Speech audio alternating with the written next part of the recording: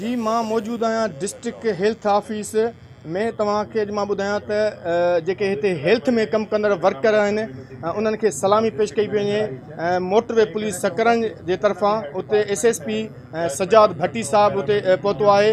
मां तव्हांखे ॿुधायां त हिते मौजूदु आहिनि DHO डॉक्टर आसिफ़ रज़ा बिरोई ऐं डॉक्टर दौलत जमाली, जेके मुसलसल 100 ॾींहंनि खां मथे हिन वबा सां जंग विड़ी रहिया आहिनि ऐं हुननि खे सलामी पेश कई पई वञे। उन्हनि जे महिनत खे, जिदोजहद खे अॼु सलामी ॾिनी पई वञे। उन्हनि खां पुछंदासीं त उन्हनि जो छा आहे चवणु। ये आज national highways and motorway police south to Sakrand जो है, उनके बिहाफ पे यहाँ पर हम ये जो हमारा स्टाफ है हेल्थ डिपार्टमेंट जो कि कोविड-19 की सिलसिले में अपनी खिदमात जो है वो दे रहा है, और ये फ्रंट लाइन फाइटर्स हैं, ये अपनी लाइफ को सेक्रीफाइस कर रहे हैं।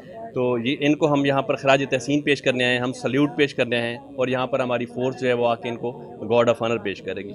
तो हम उनके शुक्रगुजार हैं कि वो हमारी मुल्क को, कौम को बचाने के लिए, लोगों की खिदमत करने के लिए अपनी जानों को रिस्क में डाल के यहाँ पर फ्रंट लाइन फाइटर के तौर पे काम कर रहे हैं। मां शुक्रगुजार आहियां मोटर पुलिस जो जेको अॼु हिन प्रोग्राम थियो आहे। स्पेशली मेडिक ऐं पैरामेडिक्स जेके मुसलसल लागी त 4 महीने खां ॾींहुं राति कोविड-19 लाइ जेके जंग विड़ी रहिया आहिनि, उनखे जेको हीउ नंढो प्रोग्राम खे भेटा पेश करियां। मां वरी बि सॼे हिनखे thank you very much motor police जी, जेके अॼु उन शान में जेके फ्रंट लाइन सोल्जर जेके कमु कया उनमें उनखे मान पिया ॾियनि। बारिशूं थियनि, चाहे मीज़ल्स जो प्रोग्राम हुजे, चाहे पोलियो जो कैंपेन हुजे, असांजूं छोकिरियूं हर कैंपेन में शाना बशाना पंहिंजे डिस्ट्रिक्ट लेवल टीम सां गॾु हूंदियूं आहिनि। मिनिस्टर साहिबा जा ऑर्डर्स आहिनि, इन खां पोइ असांजे DC साहिब जूं काविशूं आहिनि, उन्हनि जे साथ सां असां अल्हम्दुलिल्लाह कोविड-19 ते काफ़ी हद ताईं, मुंहिंजे ख़्याल में त तक़रीबन अबव 80-90% असां कंट्रोल करे चुका आहियूं अल्लाह जी महिरबानी सां। ही जेको असां एक्टिविटी कयूं पिया ऐं असांजे फ्रंट लाइन खे बूस्टअप करण वारा फस्ट जेके केस के बूस्टअप पूरे सिंध में थियो, नवाबशाह में असांजो थियो, ऐं फस्ट लाइन अप फाइटर्स जेके ठहिया उहे असांजे डिस्ट्रिक्ट नवाबशाह ठहिया आहिनि। ऐं असां SSP साहिब जा बि शुक्रगुज़ार आहियूं जो हिननि असांजे डिस्ट्रिक्ट जे स्टाफ फ्रंट लाइन फाइटर्स खे सलूट करण जो इरादो कयो।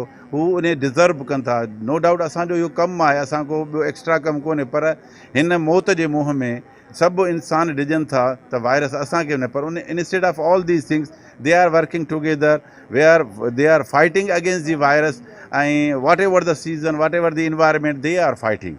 So I'm thankful to SSP साहब and all my these front fighters. इस डिजीज़ के कंट्रोल करण में हिकिड़े माण्हू जो कमु न आहे, ये एज ए टीम असां कमु कयो ऐं ही टीम पाकिस्तान जी हू टीम ठही आहे। इंशाअल्लाह सुभाणे पाकिस्तान ते कहिड़ी क़िस्म जी वबा अचे, न सिर्फ़ु सिंध बल्कि डिस्ट्रिक्ट लेवल ते, UC लेवल ते, all over the country level ते they can do better way. तव्हां हिते जेके डॉक्टर आहिनि, मोटरवे पुलिस आहे ऐं हुते जेके हेल्थ वर्कर आहिनि, उन्हनि जूं तव्हां ॻाल्हियूं ॿुधियूं।